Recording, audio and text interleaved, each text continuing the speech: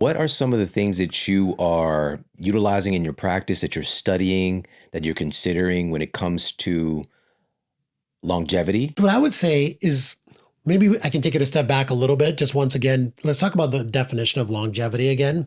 So being a doctor, like I always use medical terminology a little bit more, but when I was going through medical school, we talked about different types of medicine that were been kind of ignored in the Western medicine world of sick care, right? And so when I look at the longevity conversation, I divide it into four verticals. Vertical number one is lifestyle medicine. Okay. So this is something that doctors are told to practice, but they're not given any education on how to really practice lifestyle medicine well. And you talk a lot about this. I probably learned more from your podcast about lifestyle medicine than I did in medical school, to be honest with you.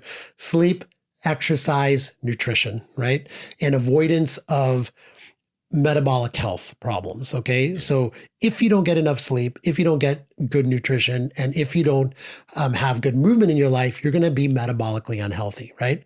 So one of the best pieces of technology in that vertical is a continuous glucose monitor in my mind. All right. And we can talk about that more a little bit later.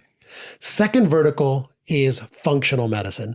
So functional medicine, again, is also ignored by sick care Western medicine because it is root cause medicine. It prevents chronic disease.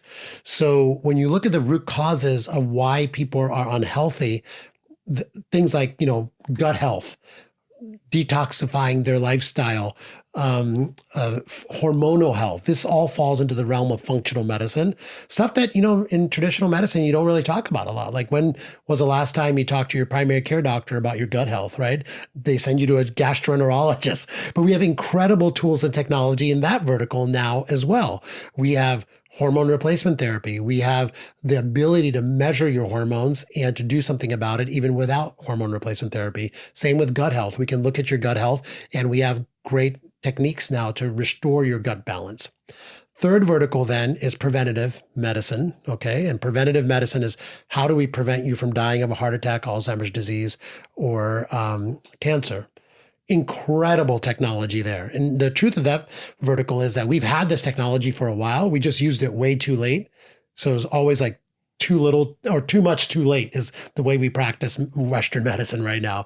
If we can bring some of that technology into prevention, we can prevent all the chronic diseases.